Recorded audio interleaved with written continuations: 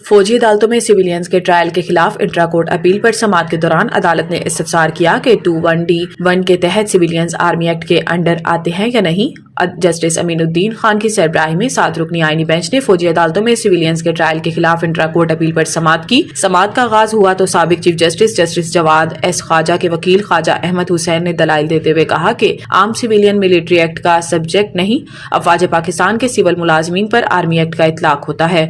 Justice Hasan Azhar Rizvi ने इस्तफसार किया कि क्या एयर बेसिस पर हमला करने पर आर्मी एक्ट का इतलाक होता है। जस्टिस मुसरत हलाली ने इस्तफसार किया कि APS पर हमला हुआ और 9 मई को एहतजाज हुआ, दोनों वाकयात के सिविलियन में क्या फर्क है। वकील अहमद हुसैन ने कहा कि APS वाकया के बाद 21वीं तरमीम की गई, जिस पर जस्टिस मुसरत हलाली ने रिमार्क्स में कहा कि APS में सारे सिविलियन बच्चे मारे गए। वकील ने इस मौका पर कहा कि हमारा मुकदमा आइन से बाहर नहीं है, 9 मई वालों का ट्रायल हो लेकिन मिलिट्री नहीं।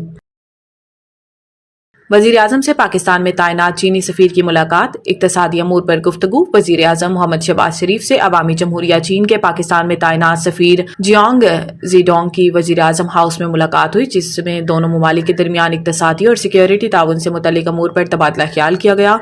वजीर-ए-आज़म ने चीनी सफीर को चीनी साल 9 की मुबारकबाद दी और नए साल की तकरीबात में चीनी क़यादत के साथ साथ चीन के ब्रादर अवाम बशमूल पाकिस्तान में मुकीम तमाम चीनी शहरियों के लिए नई ख्वाहिशात का इजहार किया।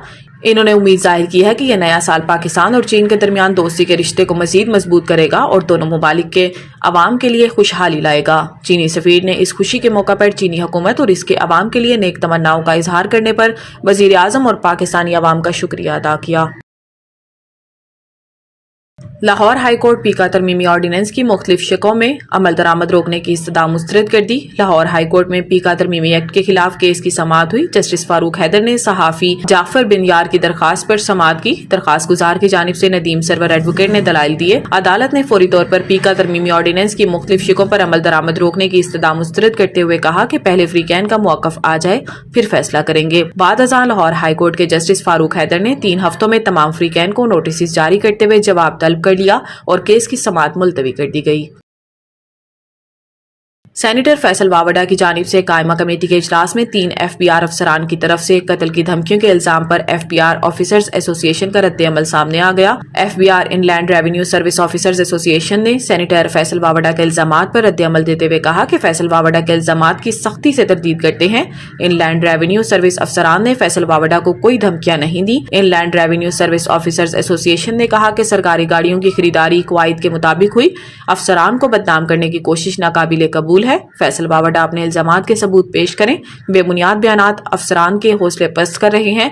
टैक्स वसूली के अमल को नुकसान पहुंच सकता है। अफसरान ईमानदारी और पेशा वराना असूलों पर कारबंद है। अफसरान की इज्जत और वकार का हर हाल में दिफा करेंगे।